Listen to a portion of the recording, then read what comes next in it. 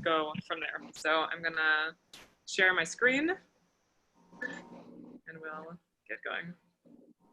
Okay, can everyone see it? Because I know one time all you saw was the Zoom thing. Just at least one thumbs up. Okay. Yeah. So we're gonna start with looking. We're at the beginning of the book of Deuteronomy. It's only the second parsha in Dvarim, and we're gonna read these 2 verses. So do I have a volunteer who would be willing to read 2 verses for me? Page 28, page 29. Oh, all right, I will read them. Keep thinking about who might want to read later. Okay, so I'll read them in English. God declared to you the covenant that he commanded you to observe, the 10 commandments, and he inscribed them on 2 tablets of stone. So that's from chapter 4, and from chapter 5, the Lord spoke those words, those and no more, to your whole congregation at the mountain, with a mighty voice out of the fire and the dense clouds. He inscribed them on 2 tablets of stone, which he gave to me. So this is just a reminder, this is Moses talking, right? Dvarim is all of Moses reimagining and remembering all of the stories that have happened to us before. So that's why he's saying which he gave to me, which is God gave them to Moses himself. So my question, sort of leading into this whole session that we're going to have, is the fact that the Torah is usually extremely concise with words. So why mention that God inscribed and gave Moses the 10 commandments twice, only in the span of 2 chapters?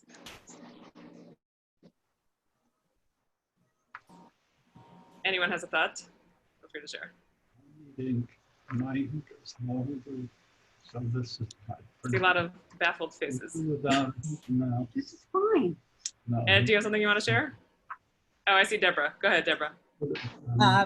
Twice, because perhaps the second time to cover those commandments which were not explicit or might be on second thought.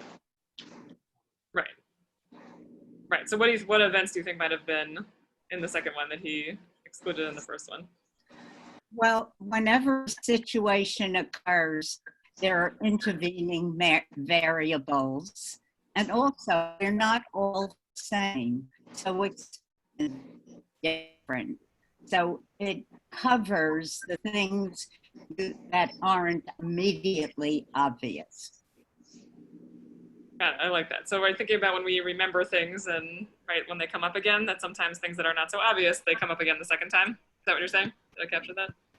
And the basic premise of thou shalt not do it is obvious. Right. Okay, I like that. I'm going to stop share for a second, just so I can see everybody. Does anyone else have any thoughts about, oh, I know more people came. Great, so it's good to check. Yes. The generation that was at Sinai is dead. They're all dead except for Caleb and Yehoshua. And I think that this is the time to say this is not just a folklore tale coming through the generation. You were there. Metaphysically, you were there, and you should know it. And I'm telling you, and you tell it to your children. Right. So it's making sure that history gets passed down again to the people who maybe weren't there. Vivian, it looks like Vivian or Charlie. I can't really see, but is one of you raising your hand? Oh, there's Charlie. Yeah. Did you want to say something?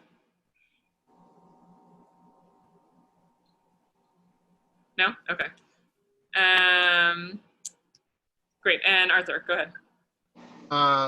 Well, the obvious thing is in the later one in chapter 5, it ends with him saying, "which he gave to me," which is not in the first one. I don't know if that has real significant meaning, but it's there. He inscribed them on 2 tablets of stone, which he gave to me, that's not written in the first part. But the other thing is, the Torah repeats things all the time. Yeah. And I wonder, just look at the Shema that we say every day. The repetition inside the Shema. The Torah is always repeating things. It would probably be half as long as it didn't repeat so much stuff. Right. Absolutely. Right. That to me is interesting, and we'll talk about that as we go. And yes, the Torah repeats things all the time, but often this is, again, where the commentators have fun and where the rabbis get their meaning from, is figuring out why are certain things repeated and Are they not? And, when we're talking about repetition, the whole book of Devarim, right, the whole thing is a repetition because it's Moses talking about his own experience. He's retelling the story of everything that happened. And so it's always interesting to see, what does he change? What does he remember differently? And why do we include a whole book of just his memories of everything we've read the last 4 books? Is always an interesting question. So, Suzanne, I think you had your hand up? No, I didn't. No, you didn't. Okay. People are still coming on. Excellent. So just to say where I sort of ended up going with this, and you'll see, the rest of the class based on this, is that I was thinking maybe the reason that it was repeated twice, although again, there's no right answer, but this is where I went with the rest of the class, is thinking that there's 2 sets of tablets, right? That Moses gets the first set. He gets, they're inscribed by God. He receives them and he goes down, and the children of Israel have built a calf, and then he smashes them, which we're going to read about in a second. And then he has to go back up again and get another set of tablets. So I was wondering if the repeating it twice in these 2 verses was an allusion to needing to get 2 sets of tablets.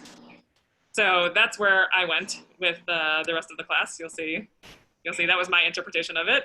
So we're going to look at sort of 2 different things, sort of 2 different sections of the class. So the first one is going to be about why did Moses end up breaking the tablets? And we'll see some more ancient commentators and some more modern commentators and some art about why he might have smashed the first set of tablets in the first place. And then we're going to look at the fact that why were the tablets taken, were the broken tablets and the whole tablets taken with us? So that's where we will be going. So I will share my screen again and we'll go back in.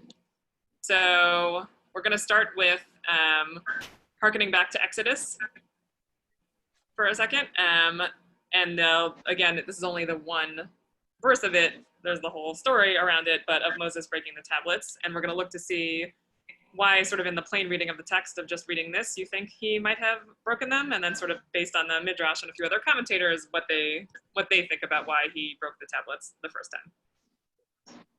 So since no one was volunteering to read, and I would love to not be talking the whole time, I'm going to call on someone, and if you don't want to read, that's okay. So Marjorie, would you be willing to read Exodus for us? Sure. Thank you so much.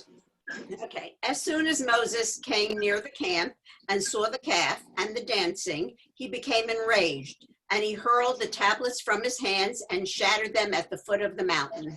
Beautiful. Thank you. So we're going to ask sort of the same question for all of these texts to see why does this text think Moses broke the tablets? What reaction is he having, and to what? Plus, he saw the golden calf and people dancing. Yeah. So I think what the more interesting is really the second question. Moses has a well-deserved reputation going way back. Now, when things don't go the way he wants or plans, he gets enraged. And often between the rage and some action, there is no time and space. In other words, he, rather than trying to process the rage from what it means and making a rational decision about how he wants to respond, he lets the rage overwhelm him and he responds unthinkingly. And he does that any number of times, through the first 4 books. Yeah. Yeah, right. So that's definitely the piece I want to focus on. So thank you for picking up on that. And the Hebrew, and I'll leave it up for the Hebrew and then I'll take it down so we can talk to each other. The Vayichar Af, it's like his nostrils got enraged, is literally what the translation is. And that's a term that is really only mostly used for God other than it is for Moshe. That level of rage is usually when God is getting that angry at the people. So it's interesting that the Torah uses that phrase. So it really seems to be like, this is not a small amount of rage. This is a very serious level of rage that Moses is having here. So I'm just gonna stop share for a second so I can see all of you. So Ed, go ahead. Evelyn. I want to echo what Barry said. Moses has got a temper a little like mine. It's out of control sometimes. He killed that Egyptian when he saw him abusing an Israelite way back, and he loses his cool a lot. And I guess he was just in a blind rage when he saw what happened with the calf and the people just ignoring everything and losing it. And he lost it too. Yeah. I think we should see this. Am I unmuted? Yeah, Evelyn, go ahead. Okay. I think we should see this in the human dimension. At this point in his life, Moses had been through fire and brimstone. Enormous responsibility, enormous problems. He didn't want the job to begin with. So so perhaps he's saying to himself, I can't believe that the people did this. We've been through so much. We left Egypt. We wandered in the desert for 40 years. And frankly, I don't blame him for breaking the tablets, other than that they were given by God. Right. Yeah, Suzanne, go ahead. Well, I think that's just it. Here are the tablets from God, and the people are returning to idolatry. Mm-hmm. So you've lost in a sense, the importance of God, and you're going to a golden calf. So I can understand why he would have had a head of steam on him. I would agree with the first part of what both of you were saying, namely that the rage is justified. How could he not feel rage? But it's the second half in terms of what he does with the rage. Is it justified because he's enraged to break the tablets?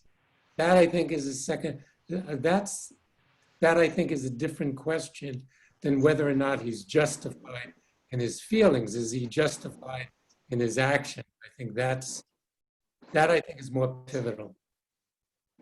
Right, and I think that's a really interesting point, and certainly parenting a toddler right now, I feel like a lot of my work right now is to affirm the feelings and to say the actions are not always so good. So how do we say, is it okay for Moses to be angry? But is it okay for him to break the tablets that God literally inscribed with God's own hand?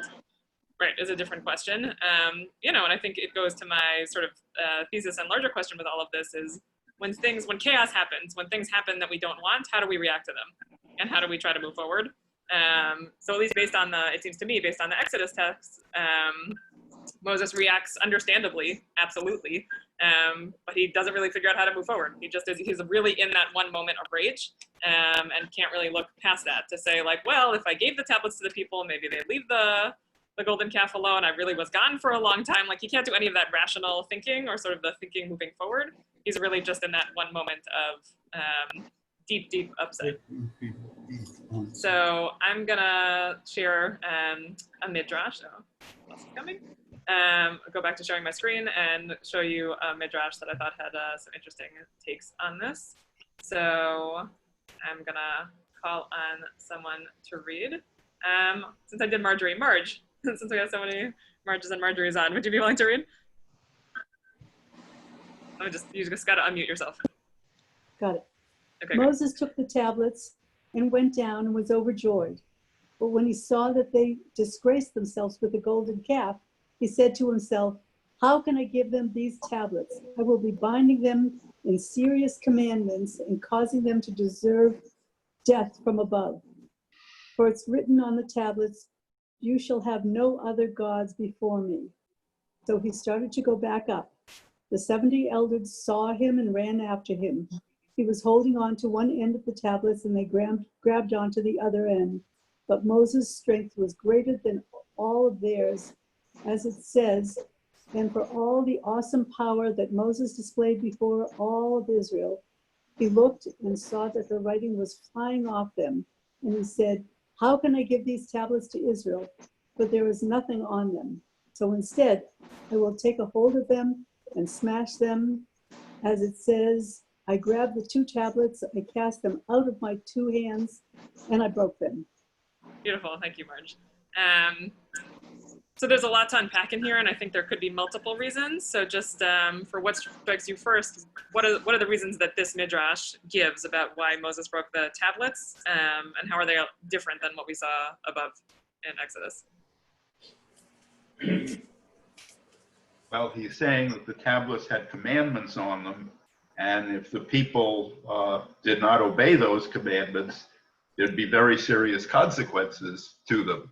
So in effect, he was having, a little bit of, I can't think of the word, but he was trying in some way to save the the people from a terrible fate. And of course, the second thing just says that somehow the course of this tug of war with the elders, that the letters came off the tablet. So at the end of them, there was nothing on them. So why should Moses, give them to anybody, because they were blank? Right. Beautiful. Right. So, right. So the first one I find really interesting. It's sort of saying like, oh, out of a moment of compassion for the people of Israel, I'm gonna now break these tablets, because if they get them, then they're all going to die, which is interesting because when Moses comes down in Exodus, you'll see that he actually kills a lot of them anyway for worshiping the calf. That's what it says in the actual text. So, right. So it's maybe this moment of compassion, or somehow that like this message he was supposed to deliver from God disappears, right? Somehow these letters go flying off for unclear reasons, and then he like has no message to bring, which I think is really interesting. Okay, so I'm going to stop share. I'll pull it back up if anyone needs it. They weren't his. The explanation from the Midrash ignores the rage that that Moshe felt at that time. And the text is very clear. The Torah text is very clear about the rage. So I think this Midrash is an effort to shift the blame for this occurrence, the breaking of the tablets, from Moshe to God himself, who already was in the process of retaking the letters off the tablets. And so the destruction of those tablets becomes not so much of a big deal, not so much of a sin, because they were empty tablets at the moment that Moshe broke them. I think this text really is an effort to get Moshe off the hook, more than anything else. And I don't find it convincing. Yeah, great. Thank you for sharing that. I love that. It's so good to disagree with the text, so thank you for that. And yeah, it's a really interesting, it is really interesting because it really does seem to be saying like they're really ignoring the Vayichar Af, right? That like complete rage, and saying like, well, maybe this reason, that reason. It's, and I think for the rabbis, it's like Moshe Rabbeinu, right? This is one of our greatest leaders. How could he have done this? And they're trying to figure out some other possible explanation of why he would act that way. I just wanted to say that It wasn't his commandments to break. They were given by God. God would decide what to do with them.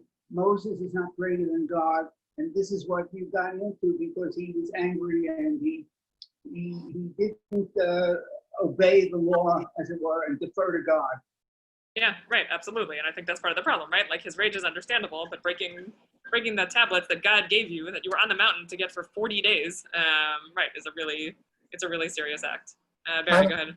I just wanted to add something to that, not categorically different, but with an implication.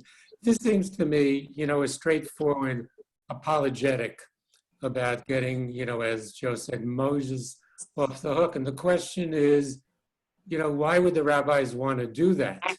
And it seems to me that they're really reluctant to be critical of Moshe, turning him into what I think, most of us don't believe in. Human beings are not perfect.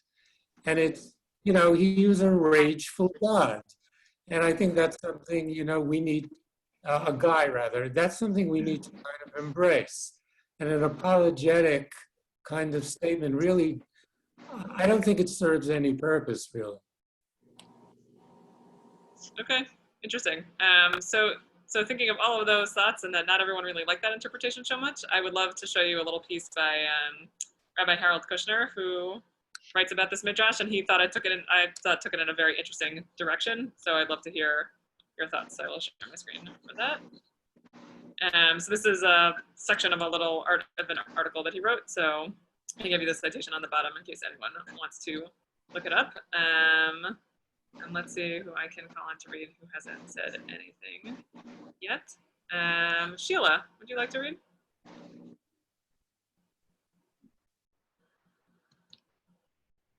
You have to unmute. Okay, did I do it? Yep, Okay. you did it. Good job. It is at this point, commenting on the Midrash above, that Moses could not carry the stones anymore, and that they fell from his hands and shattered.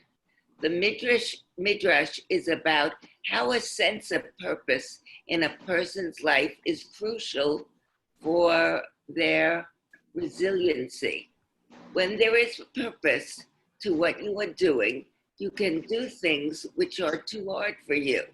When there is a sense of futility, when you're not, it's cut off. You're not sure. Yeah, can you see? You're not doing any good. Even a doable task becomes too hard. So one of the things we have to do to avoid burnout is to redefine success. Oh, interesting. Yeah, so I thought this was a really interesting take. I'm seeing some interesting, some faces. So this was a talk that he was giving to a bunch of chaplains about sort of the work of what does it mean to be a chaplain in a hospital. That's helpful for context. But I love your thoughts on sort of his take on Moses here and what happens and why he dropped the tablets.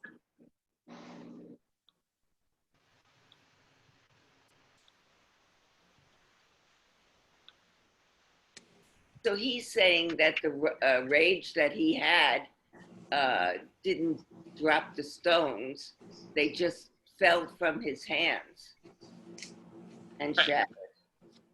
But Vishlach, that's pretty clear. That's an active verb. He threw. If the intent in the Torah was to say he dropped, then there are many other choices that could have been used. But Yishlach, it's I don't think that's ambiguous at all. Right. I mean, the Vayisharaf is certain. The anger piece is not. The Vayishlach is sending. So whether that's sending, right, like a real smash, or that's sort of sending was a little drop. I'm guessing maybe that's where he's trying to pick up on the fact that they fell from his hands. So this is another angle on what Joe said before of them of trying to get him off the hook, and Kushner is saying, well, they were too heavy for him, or he was too old, they were too heavy, so he dropped them. They fell from his hands and shattered. It wasn't out of anger. It was just that he wasn't strong enough, or his will wasn't strong enough to carry them, which is trying to get him off the hook again. Yeah, certainly. And what I think is interesting is, yes, this is certainly another one of those trying to get Moses off the hook, absolutely. And I think what's interesting, and sort of his larger point, if we take it away from Moshe, is that how are we able to continue to fulfill our purpose in life? Are we able to sort of keep acting if we feel like our sense of purpose is gone, right? So at least the way he's reading it is Moshe doesn't know what to do with himself anymore, right? He feels like the people are worshiping idols, they're worshiping the golden calf. He doesn't really know what to do with himself anymore. And so that's when he loses his sense of feeling a purpose as a leader, and he just can't keep going anymore. And I thought it was very interesting, and I'd love to hear your take on this, that when you have a sense of purpose, you can do things that are too hard for you when you're feeling really passionate about them. But when you feel a sense of futility, when it's unclear what's going to happen, then even a doable task becomes too hard. So I really thought that was an interesting take. Again, we're sort of taking it away from Moses for a second. To us, that certainly sort of resonated with me. And what does it mean when you have a sense of purpose in life and how you can act versus when you feel like you're not sure anything you're doing matters? So I'll stop share for a second, and I wonder if anyone has a comment on that. Oh, Terry, hi, welcome. Go ahead. You just have to unmute yourself. Can you hear me? Yep. Okay. I'm going to bring this down to like a real life level where like it's been really hot and I really haven't felt like going out to walk. But there was something that I either heard or read about during this time of COVID, and they talked about like think of what a purpose is and maybe you do it. So I was thinking, well, like the purpose of my walking is basically to keep me healthier and saner. And that like made me walk, which is also why I was late for the class, because I walked this morning.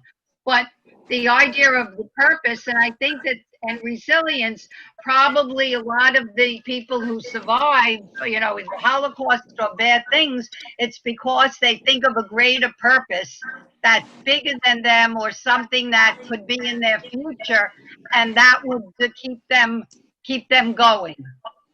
Yeah, beautiful. And thank you for bringing it down. And that's exactly what I was thinking of with this, right? Especially now during crazy times, right? Like when you feel like you have a sense of purpose, when there's a reason to get out of bed, when there's a reason to go do something, when there's, you know, it sort of can help you keep going. Whereas if you feel like everything is futile and nothing matters anymore, then it's hard to even do the simplest things.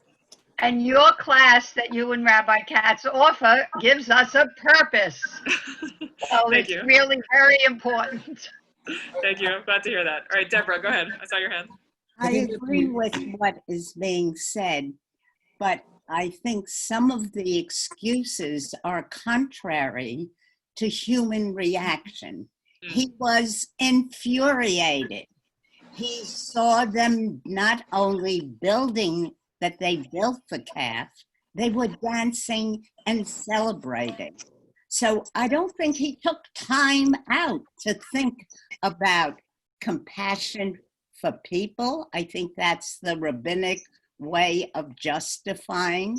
I think it was sheer anger and he tossed it out. Yeah, so, you know, right. So I think that's why I like bringing in multiple interpretations, because you could disagree with all of them, which I love, because, you know, we all have our own take on the Torah, and that's beautiful, right? And whatever is speaking to you is great. I guess, Deborah, I'm curious, what do you make of his rage? Like, what? It humanizes him for me. For me, it makes him more human, and I really feel closer to Moses because he reacted as an ordinary person would react.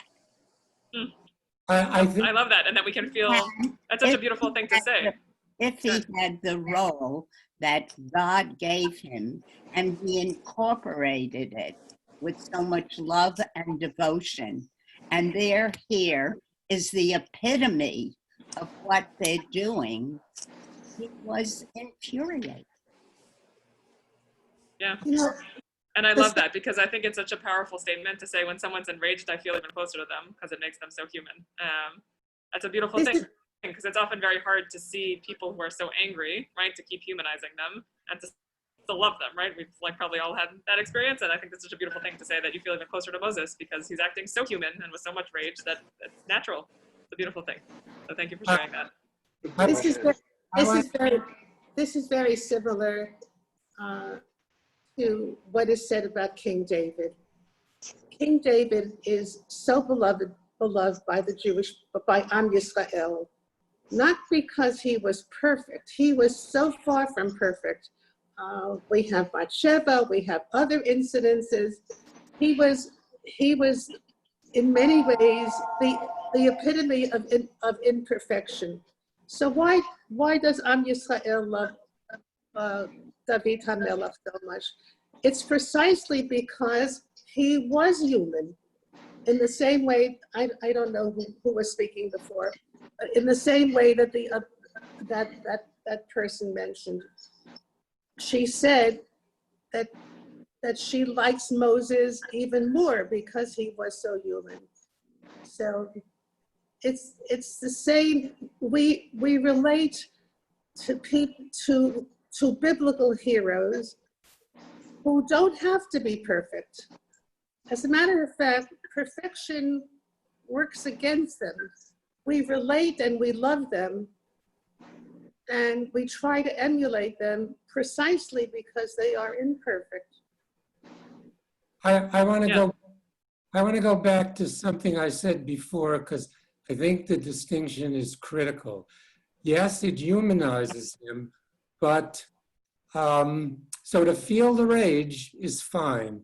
But as you grow up, you need to, if you're a responsible human being, and of course he was, it was his mandate to be responsible. He was the leader of the people. One has to become aware that in his case, that when he became enraged, he then acted out. So it's fine for him to experience the rage. It's not so fine for him to act out that rage in reckless ways. And he does that repeatedly. I think that's just a major personality flaw. The other thing I wanted to say, going back to that issue we were talking about right before, is that purpose is correlated with hope. And hope is so critical in how one behaves. If you're feeling futile, it's just the opposite. You feel a lack of hope. So that seems to be the critical feeling between those two postures. Again, purpose associated with hope, so then it allows you to, based on that hope, it allows you to go forward and act in constructive ways. If you're feeling futile and you feel hopeless, the probability of you going forward and acting in constructive ways is minimized to a really serious degree.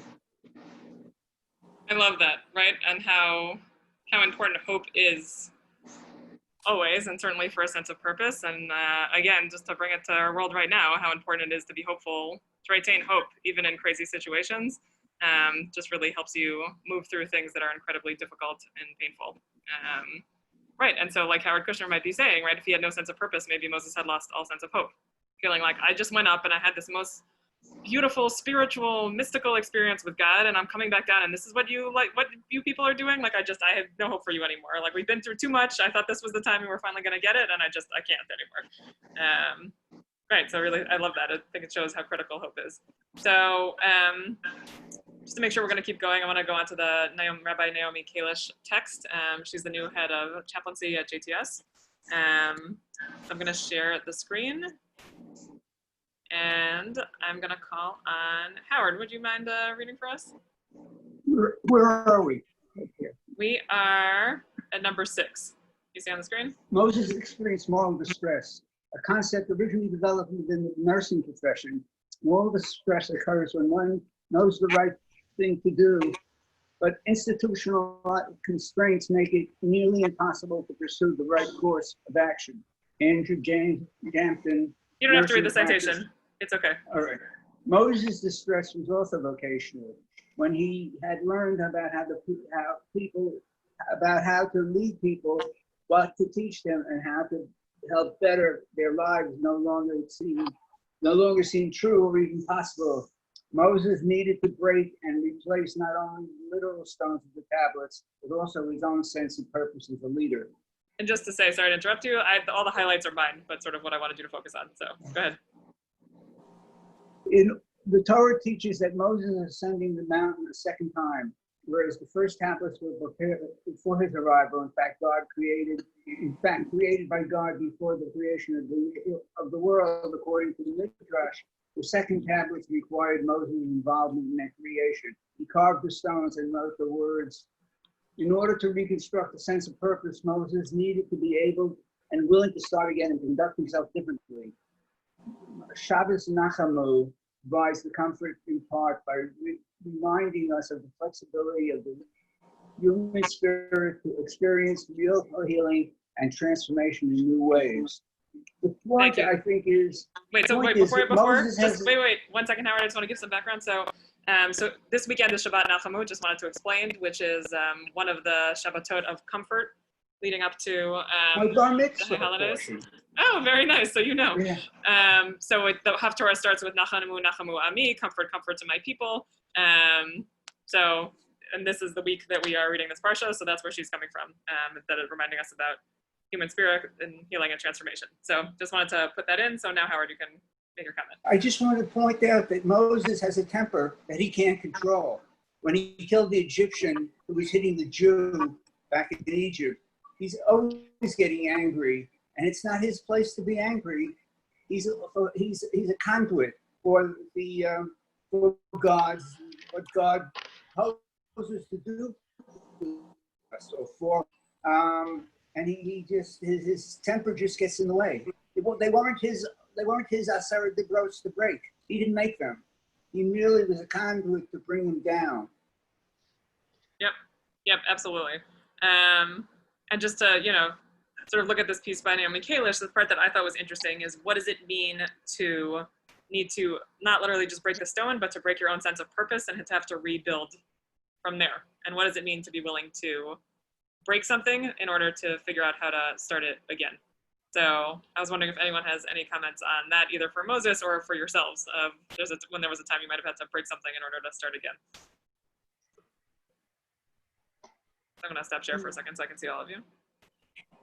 Well, Moses could have just thrown in the towel after the first go round and not ascended the mountain the second time. He could have gone on a permanent vacation. Right, so I find it very powerful that he had to go back up, that God made him handwrite them this time, right? It had to be different this time for him, and literally in the process and what literally the tablets look like. Right, so what does it mean that he was willing to do that and to start again? Hooray for him. Hooray for him, I like that. Anyone else, do you like this view of it, disagree with it? Is it resonating with you? Well, I'll put it, it's a reestablishment of hope. It seems like hope collapsed, for that short period of time where he broke the tablets, but somehow he was able to kind of reconfigure his emotional life and generate some hope and, continue on the mission. And that's praiseworthy. Maybe hope had collapsed before he broke the tablets. Hope was collapsed by the people's rejection of the entire process that was taking place. And Moses needed a dramatic act to turn things around, to allow hope to be reestablished in the right direction. And that simply stating his disappointment in what he found when he came off the mountain may not have had the effect, the shock effect that was necessary in order to stop the people from going in the wrong direction, redirected. So maybe this wasn't such an impulsive act on his part. That's such an interesting defense of Moses. Yeah, no, but it is interesting to think, the people certainly, there's so much kvetching before this, right? Of, why did you take us out? We want to go back. We don't like the food. We want meat, blah, blah, blah. So, right, what if he had sensed their hope was gone and so was his, and so it was kind of like a whole thing together, and this was the dramatic way to bring it back. I love that. It's great.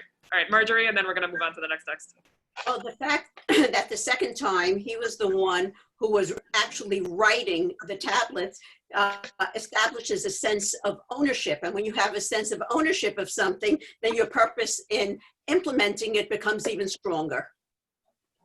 Yeah, right, exactly. And maybe that was God's pedagogical tool, right? To say, all right, this didn't go so well the first time. How are we going to make sure it goes better? Let's make sure you're much more of a participant in the process this time. Absolutely, beautiful. All right, so let's do a little bit more. And it's not letting me share. Okay, here we go. So just want to show you these two images. We don't have so much time to talk about them, but I always like bringing in a little art. So just wanted to show you two different takes. The one on the left is by Rembrandt. There's many, many different depictions of Moses breaking the tablets, but the one on the left is by Rembrandt. And I think is more of that, like, the way I was interpreting it is Moses losing hope and purpose, right? He looks sad to me in that one. Versus the one on the right is by Gustave Doré, and it seems much more of that rageful, smashing, let's burn it all and start all over again. Moses, so I just want to share those with you. So look at them on your own. I'd love to hear your thoughts, but a different time because I want to make sure we get to this part. So what I also found really fascinating with the tablets being broken is that we end up carrying, at least there's a midrash that we end up carrying the broken tablets with us. And that when we're wandering in the desert in the Ark of the Covenant, that we have both tablets, both the broken and the whole. And what does it mean? What does it mean to carry around the brokenness? I think is really fascinating. So I'll show you the Talmud text that makes that connection in the first place, and then we can think about it. But sort of my whole thought section for this piece is why carry around the broken tablets and why carry around our brokenness? What does it signify and what could it mean? So let's see, who hasn't read yet? Joe, do you want to read for us?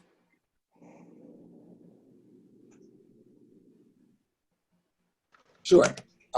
So from the Talmud it says, and be careful to continue to respect an elder who has forgotten his Torah, knowledge due to circumstances beyond his control. Even though he is no longer a Torah scholar, he must still be respected for the Torah that he once possessed. As we say, both the tablets of the covenant and the broken tablets are placed in the Ark of the Covenant in the temple. Even though the first tablets were broken, their sanctity obligates one not to treat them with contempt. An elder who forgot the Torah knowledge he once possessed is likened to these broken tablets. So I thought this was a really interesting, potentially problematic text, but I'd love to hear your thoughts about what you think about it, both the metaphor and about the actual fact that the tablets were carried in the Ark with the whole tablets, according to this. Oh, it's very powerful that the broken tablets are carried around also, because there are so many lessons in those broken tablets. If it were just the second set, then that lesson would not be made as concrete, as the broken tablets are reminding everyone of what happened, the golden calf, the consequences of the golden calf, the destruction of God's word. These are all very, very powerful messages, and they're there for everyone to see all the time. So I think it's wonderful that the broken tablets were included. Yeah, I in my own personal view, I tend to agree that I find it very moving that they were there also. And again, I think it's a really interesting, to think about the actual tablets themselves, but certainly for us, like, what does it mean to carry around the pieces that are broken and to carry around next to the thing that is the most holy, that they are there side by side. Well, also the idea, particularly today, as people live longer and and dementia and Alzheimer's disease are so much more prevalent, that here you don't forget the elders, and you remember what they did when they were strong. And it's also similar to what we would say on Yom Kippur, don't abandon us in our old age. Mm-hmm. So I think that this is, I'm very pleased to see this as I get older. I think that this is what it is. Yeah, great. Deborah, go ahead. Instead of just respect or for old age, I think this is emblematic of Judaism, that we are carrying with us from way back onto the future. And I think it's a tie to the past, and it's the way the Jewish people have survived. Beautiful, right? So carrying all those pieces with us, and breaking the glass at a wedding. Right. Breaking the glass at a wedding. Right. I'm gonna stop here so I can see all of you. The idea, it's holding the brokenness and the wholeness together, and like you said, Deborah, that's very emblematic of Judaism and wanting to take our past with us, no matter how complicated it is, right? And there's something very beautiful about that. And build and learn on it. Right. Judaism, notwithstanding this idea of preserving brokenness, I mean, we're all broken in one way or another. No one that I know has had a perfect childhood. There have been things in childhood and adolescence and the rest of it. But to preserve that gives one's life a sense of continuity. Without it, there are gaps. And it also represents something that's also sacred to Judaism. That is the whole truth. Without the brokenness, you only have part of the truth. And I think there's something just very sacred about the whole truth and nothing but the truth. Now, times a little bit, but that. Yeah, right. And that we all lead complicated, difficult, beautiful lives, and that you need all of that together to get the whole picture of who we are and what we are. And so certainly for us as the Jewish people, like Deborah was saying, right, that we need that whole complicated picture of who we are and what we have gone through to make it seem like the full beautiful picture that it is. Yes, Evelyn, go ahead. Looks like you want to say something. You're muted. Just unmute yourself. Okay. It's not so much that we preserved brokenness. Brokenness on a personal level is not the preservation of brokenness. Brokenness gets absorbed. We absorb it. We absorb brokenness for whatever reason in our neshama, and we carry that brokenness around. We don't let it go because it helps us to define where we're going and how we're going and what kind of person we're going to be. Yeah, exactly, right. And it's keeping it with us. And I listened to a beautiful TED Talk. I'm sorry I forgot her name right now. I'll see if I can find it and send it to all of you afterwards. But she talked about how her husband passed away when she was pregnant with their second child, and how, devastated she was. And people kept saying to her, "Are you ready to move on? Are you ready? Like, how can we help you move on?" Like years later, it wasn't immediate. And she said, "I'm never going to move on. That we don't move on and we leave this stuff behind, right? It's not like you're like, okay, that's gone and whatever. I had a first husband. It doesn't matter anymore." She said, "You moved through," which I just loved. And what does it mean? What does it mean to move through loss, and to move through brokenness, and to figure out what is it going to transform you? What are you going to be like on the other side? But knowing that you're moving through it and with it, and not moving beyond it. So I thought that was really beautiful, and I'm happy to find the TED Talk and send it to you. I just wanted to throw that in. So any other comments on this little piece before we see one last piece of Torah? It looked like Arthur, you wanted to say something. Well, this fundamentalist aspect of Judaism is very important. This holding on to however you want to describe it, guilt, regret. It's something that Judaism is built on, and there's a generation that of, say, younger Jews that don't want to carry this. They don't want to carry all of this guilt that their parents and grandparents and great-grandparents and, going back to Mount Sinai that we've carried with us for 2,000 years.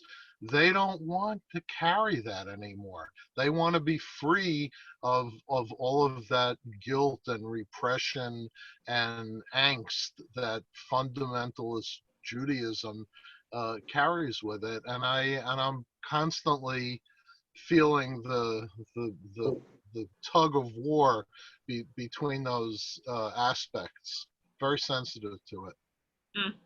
Interesting. And I think I don't know if those are like young people my age, but I think what's interesting, I think often as young people, we, sometimes it's easier to say like we're charting our own path and what happened in the past doesn't matter. And I think for a lot of people, as they sort of get older or get married or have kids or just sort of like age into the process, you sort of realize how important the past was and what has happened. And it's, it's about building on it and not just throwing the whole thing out. I hope, at least. Well, also, if you talk about it in terms of what Barry was saying about hope and about resilience, if you see broken tablets, but look, we overcame that. And it's good to remember it to make you realize you are resilient, you can overcome things, you can redo things, you're not just that one broken thing that you did. So it's really, it can be interpreted as something very hopeful. Right, and especially going with the, with the non-kind interpretation of Moses, if he really was just enraged and broke these tablets that God had given him, that even, the great Moses, he moved beyond that, and he found a way to get new tablets. He found a way to actually give them to the people, and he moved beyond this really large moment of mistake. which Moses does over and over again, right? Like everyone talked about him killing the Egyptian. He's a guy with flaws, and he manages to keep going and to move through. And then, like Evelyn was saying, a lot of our characters in the Bible are, if not all of them, are extremely complex, and we still want to learn from them, and we relate to them, and it's much easier to learn lessons from them than if they were perfect beings, which none of us are. So before we're done, I just want to show one last, Evelyn just told it for a second, and you can do it afterwards. I just want to show one last little commentary, and I'll tell you what else is on the sheet that we're not going to get to. Because as all good classes, if you don't get through everything, it means you're having a good discussion, as I always like to say. So we're going to read the Reshit Chochmah, which is a Kabbalistic text. It's a commentary on the Zohar, and we'll end with that. But I just want to tell you there's another Leviticus Rabbah, which is a midrash, which has kind of a similar idea. And I'll just show you down here. There's a poem, because I'm always into poetry, which I thought was very meaningful about the broken tablets. So we're not going to get to those, but we'll end with number 8 with the Reshit Chochmah. And Irene, you've been very quiet. Would you like to read if you're there?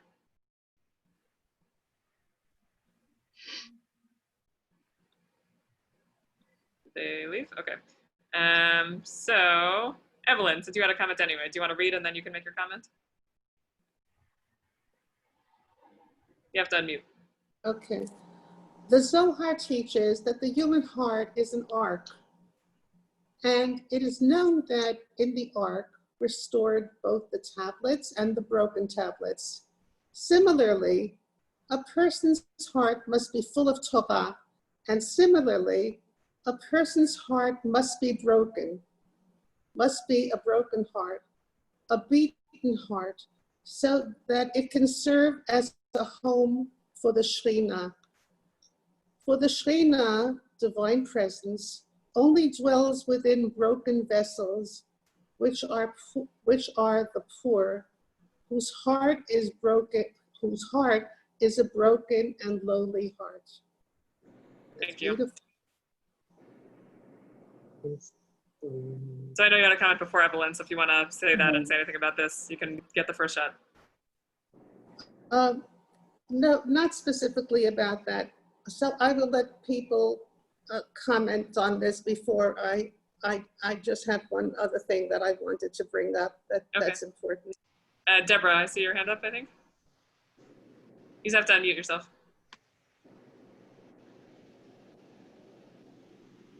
I was just listening to this, and I realized that nothing new can come from something whole with impermeable walls. So in order for something new to happen, there has to be a way in. And maybe broken pieces lend themselves with perspective of becoming whole. Wow, that is beautiful. That's how you know Deborah is a poet. I'm speechless. That was lovely. Thank you. Thank you for that. It's a beautiful way to approach this. Thank you very much. I'm very moved. There's a Leonard Cohen song that I don't know Yes. the exact words, but The holy and the broken, the holy and the broken. lets the light come in. That's The right. light comes through the crack. Yes, exactly. That's exactly. it. I was thinking of bringing in that song, but I figured a lot of you might have seen this. But yes, I think since it's 11:59, I'll end on this. 12 o'clock. 12 o'clock, yeah. So just to say that, right, I think Deborah, it's a beautiful way to end, to say that to create something new, we really have to figure out, there has to be a shift, there has to be a change. And even for good, right, even for good new things, it's always complicated, right? When people get married and, I'm talking to them about it before, it's a shift, right? In your identity and your life. When you become a parent, it's a shift in your identity and your life. And certainly for sadder things, right? If you lose a parent, any of those things, for something new to happen, there has to be some sort of shift, which involves some brokenness and some new creation. So I hope this has been interesting to sort of think about, what does it mean to try to find purpose when things are feeling futile? How do we sort of break the old models to try to do new things? And how do we keep finding the hope and the beauty and the light in all the cracks? Because certainly there's a lot of cracks and brokenness in our world right now. And it can be hard to see the light. And it's always, learning with you is always a little bit of light for me. And it has been a joy to do this with you this round. Rabbi Katz will be on next week. And then I think we're done, at least for at least for now, we'll probably start up again after the Chagim would be my guess. But feel free to send us emails with feedback if other things you want to see. And been a pleasure learning with all of you. Thank you very much. Yasher koach. Thank you. Yasher koach, thank you. A good fast to you all. A good fast to you all. Yes. Can I just ask one thing so I'm clear Sure. about this? I'm just gonna, yes, go ahead. I'm just gonna stop recording while you're talking. But Very, very, very, very fast. At the end of each